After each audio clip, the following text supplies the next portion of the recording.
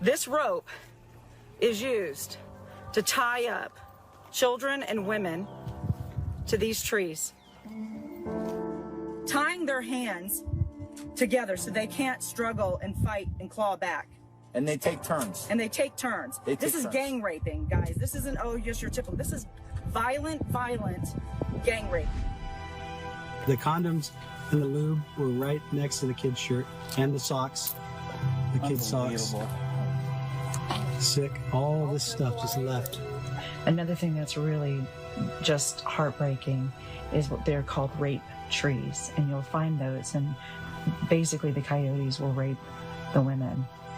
And then they take their bras and their panties, and then they throw them up on the tree branches for others to see. It's kind of like a trophy thing. If the woman did fight back, they pick up a rock and they've bashed their skulls in.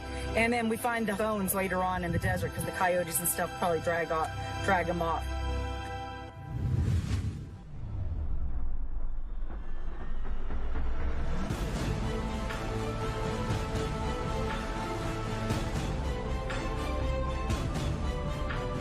The story is that the cartels have operational control of our border from the Gulf of Mexico to Big Bend. And the Democratic Party and the current leaders in the White House refuse to do their duty to secure the border of the United States, leaving Texas exposed, in danger, our children facing the horrors of an opioid epidemic, fentanyl up 800% in Texas. Fentanyl seizures at the El Paso sector surged 4,000% over the past 3 years. The Biden-Harris administration has an open-door policy. The reality is that people are being let in and crossing the border every single day. Wake up. This affects you. The humanitarian thing to do is to shut our borders down now. Yes. The previous policies were working. They weren't perfect, but they were working. And we have the statistics to prove so. It's not about who's in this office, it's about the policies.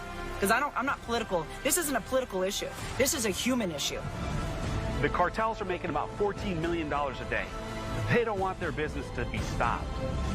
And this administration is actually assisting the kidnapping and smuggling of these migrant children into the United States, undocumented. Seeing these kids come across the border, their eyes not dilating, they're drugged, they're not coherent, and then just handing them over to some next of kin, cousin, whatever else, anybody can fake this paperwork. The Border Patrol is just kind of doing what they can, but they're overwhelmed, including the Sheriff's Department. We're witnessing this every day down here on the ground. Wake up, America, because this is coming down your hallways. This is an evil that you've never seen before.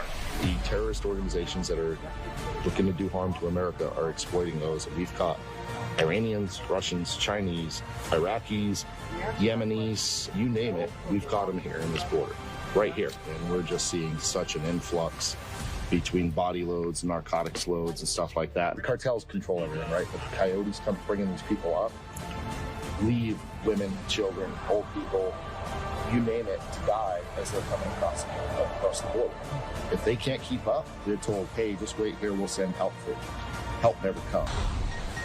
This highly sophisticated drone belongs to private company Strategic Response Partners, who has been working under the direction of Women Fighting for America founder Christy Hutcherson. Hutcherson's team relayed coordinates to the Border Patrol agents who quickly closed in on the group, ultimately apprehending all of them. This is about more than illegal immigration. You're throwing bags. Drug trafficking has gone up over 450-something%. That's a lot of drugs coming and flooding into our street. Christy Hutcherson with Women Fighting for America. I'm on the front lines and in the trenches every day to bring you guys the truth and the information that you need to help save America. As you can tell from some of the footage that I've shown here today. But what I'm here to talk about is it's time for us to unite, for we the people to get in this fight to save the heart and soul of our nation. We have a border crisis. We have a national security crisis on our hands. And the answer lies within each and every one of us. Are you willing to sacrifice? Are you willing to stand and come join us in the fight to save our nation? I'm a military mom, and I'm a small business owner, and I'm a patriot who saw the evils that are taking place.